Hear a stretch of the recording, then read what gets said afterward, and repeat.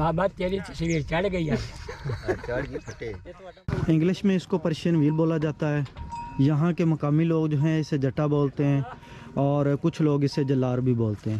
تو جو پانی نیچے ہوتا ہے اس کو پھر اوپر والی جگہ پر لے کے آنے کے لیے یہ چلایا جاتا ہے.